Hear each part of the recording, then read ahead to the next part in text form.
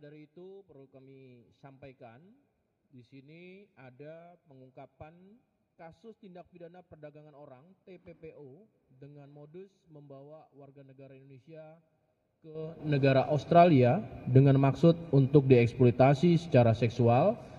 Maka hal ini ada di depan rekan-rekan media, Bapak Dirtipidum Barreskrim Polri, dan tidak lupa saya akan mengenalkan ada AFP Delegate. Good morning, sir, Mr. Luke Nasir. Juga ada Wadir Tipidum dan juga ada Kasubdit.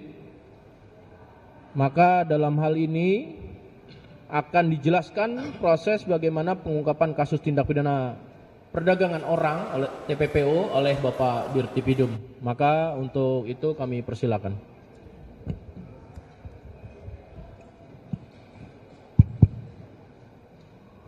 Terima kasih. Assalamualaikum warahmatullahi wabarakatuh. Selamat pagi dan salam sejahtera buat kita semua. Om Swastiastu, Namo Buddhaya, salam kebajikan. Yang kami hormati Bapak Karopenmas, Brigjen Polisi Truno Yudo. Yang kami hormati, good morning, Federal Agent Luke Nasir. Beliau adalah LO AFP di Indonesia. Yes. Yang kami hormat dan kami banggakan rekan-rekan media yang berbahagia, pada kesempatan hari ini kami akan menyampaikan pengungkapan kasus tindak pidana perdagangan orang seperti tadi yang disampaikan oleh Karopenmas, di mana pada hari ini pengungkapan tindak pidana perdagangan orang dengan modus membawa warga negara Indonesia ke luar negeri wilayah Republik Indonesia, yaitu ke negara Australia, dengan maksud untuk dieksploitasi secara seksual. Pengungkapan kasus ini merupakan hasil joint cooperation dengan antara Polri dengan AFP yang dinamakan Operation Mirani. Ya, ini kerjasama.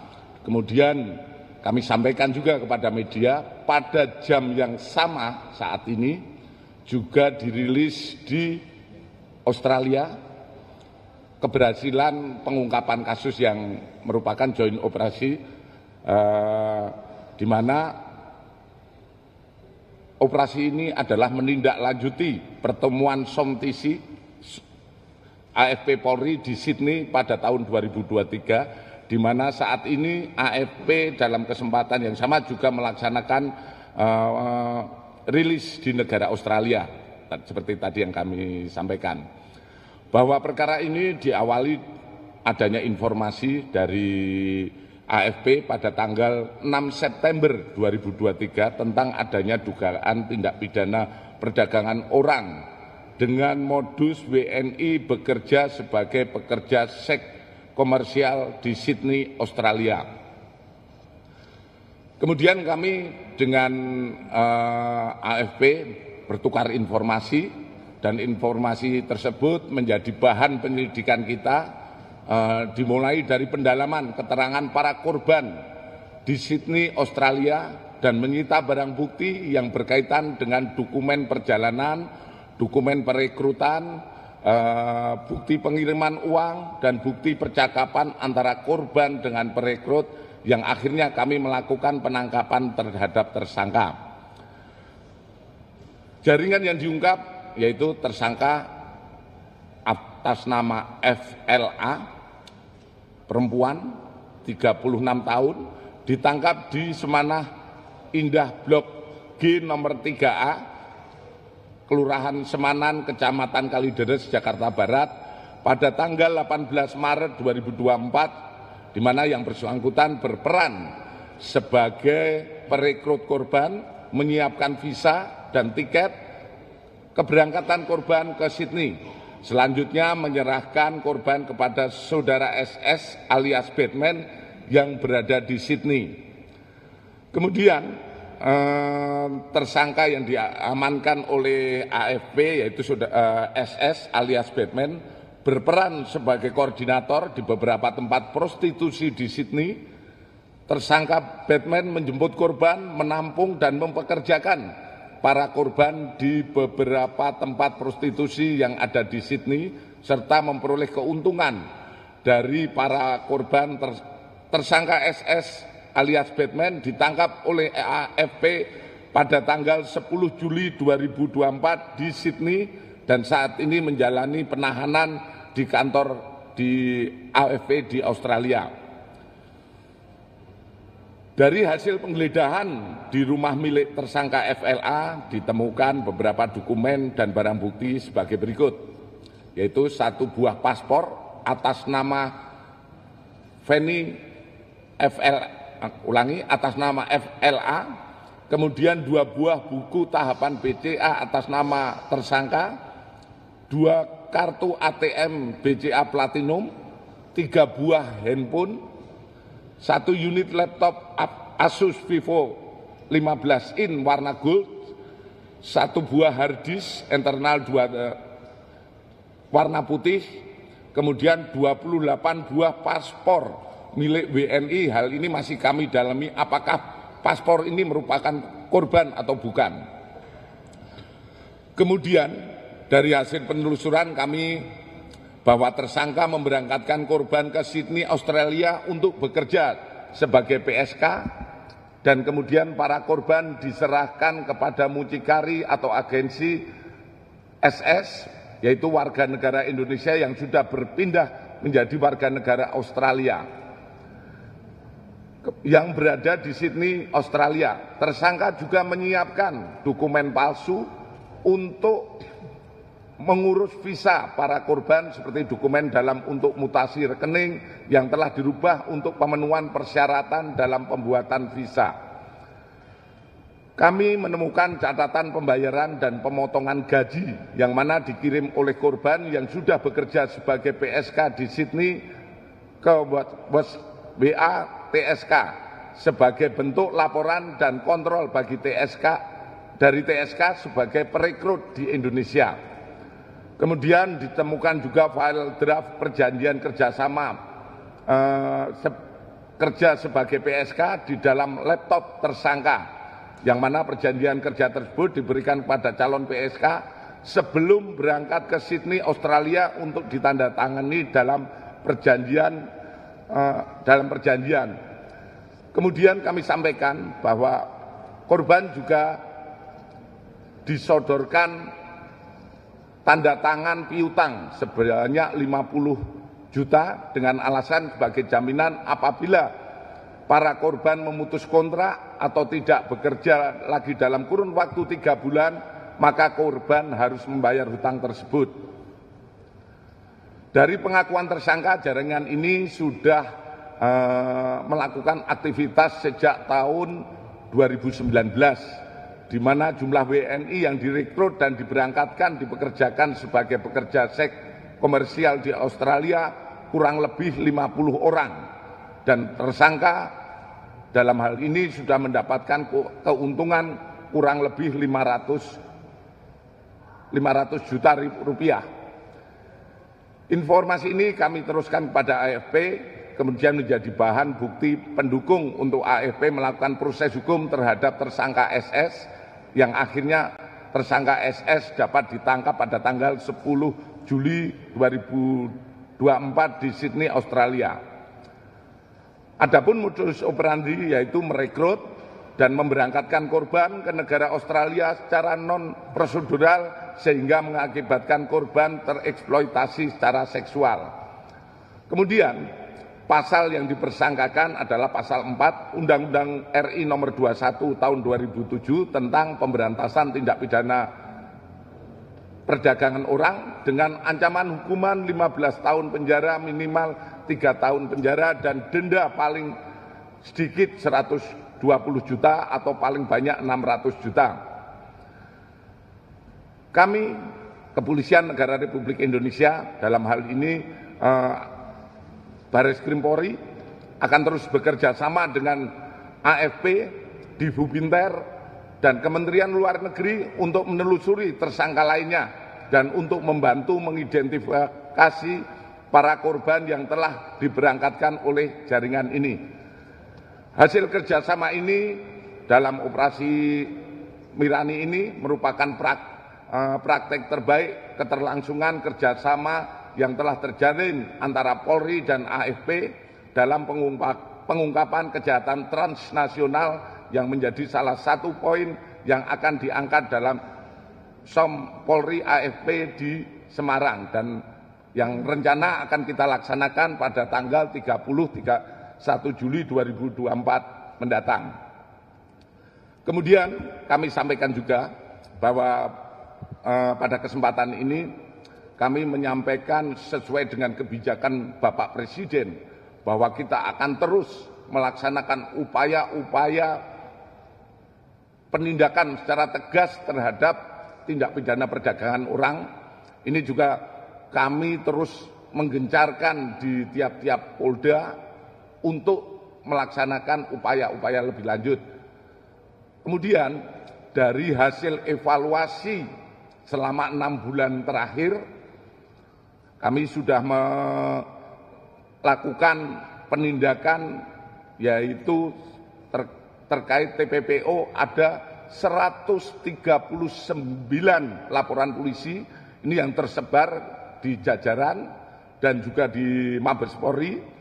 Kemudian korban sekitar 601 orang dan kita sudah mengamankan 187 orang tersangka. Berbagai permasalahan dalam upaya pengungkapan kita memang kita dapatkan, terutama terkait dengan korban.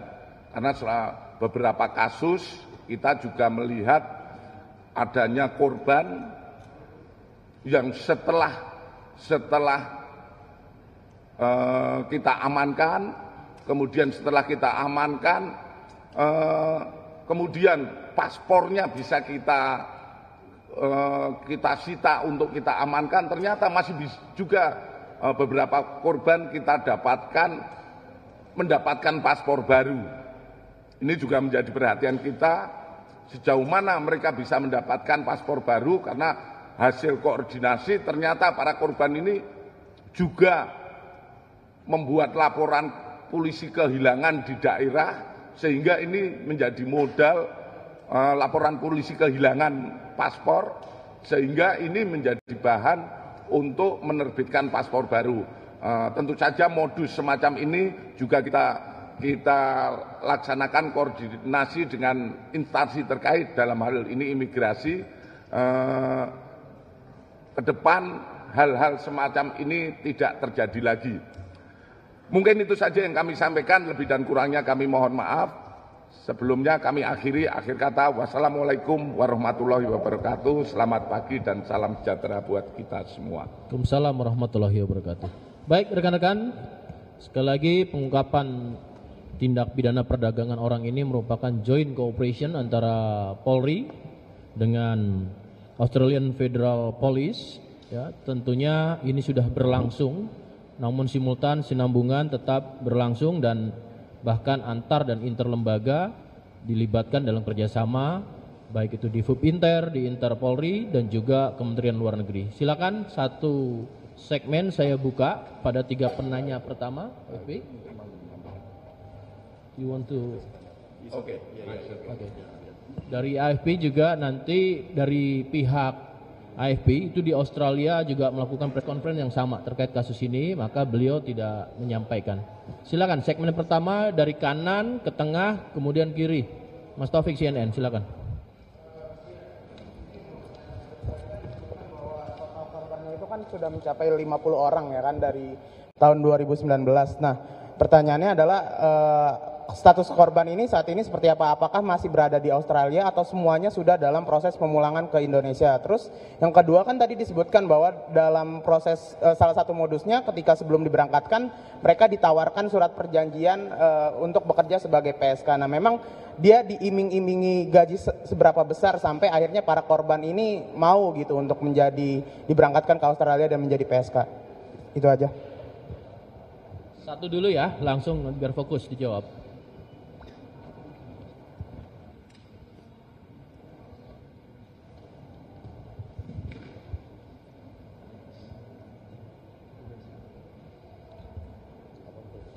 Terima kasih.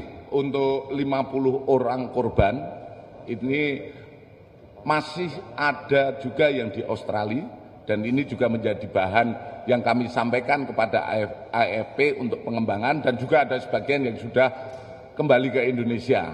Kemudian terkait perjanjian, ini memang ada hitung-hitungan persentase, itu tergantung bagaimana perjanjian yang dilaksanakan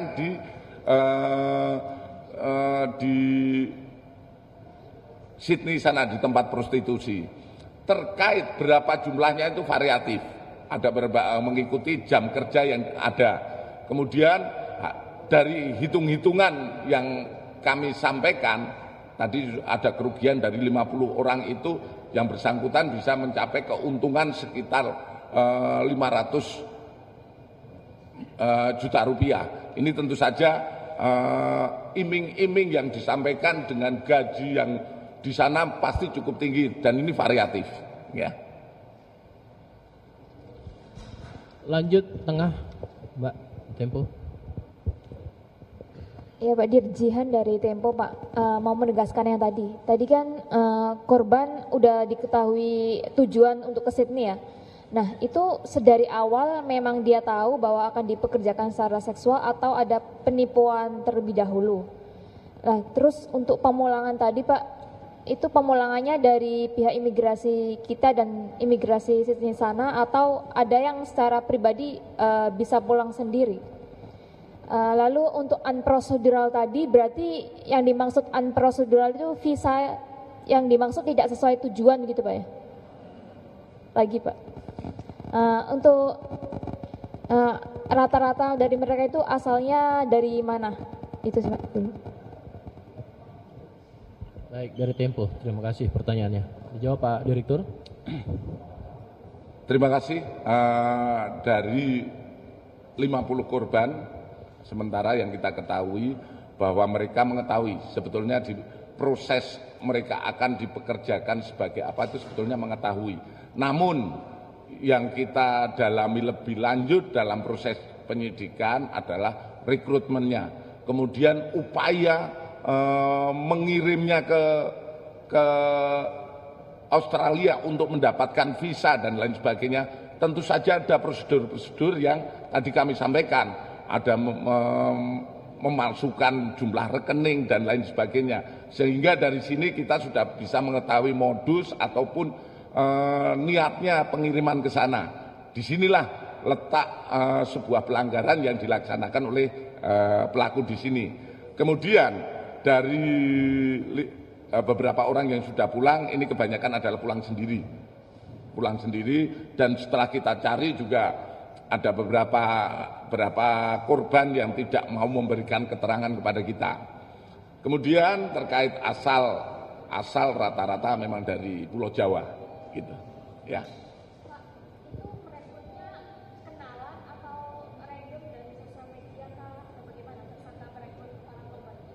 Nah, cara merekrutnya itu banyak, ada beberapa hal yang disampaikan, mungkin juga antar teman yang sudah bekerja di sana memberitahu kalau mau bekerja di sini melalui agensi yang ada di sini, dan sementara ini belum kita dapatkan perekrutan melalui media sosial dan lain sebagainya, ya. Cukup ya, satu lagi sudah terjawab ya. Sesi kedua. Silakan. Selamat datang perwakilan dari Kabak Janter. Sesi kedua silakan. Ada pertanyaan? Cukup jelas? Baik, kalau cukup jelas terima kasih. Thank you to terima kasih. Mr. Luke Nasir. Ucapan terima Would kasih. you Oke. Thank you. Baik rekan-rekan, pada pagi hari ini tentu press conference terkait dengan pengungkapan tindak pidana perdagangan orang menjadi bagian daripada komitmen baik itu negara Republik Indonesia dan Polri serta adanya joint cooperation. Mari kita bersama-sama lindungi keluarga kita dan lingkungan kita jaga, dan tentunya sekali lagi pekerjaan kolaborasi akan menghasilkan sesuatu yang lebih optimal. Saya tutup, terima kasih. Wassalamualaikum warahmatullahi wabarakatuh.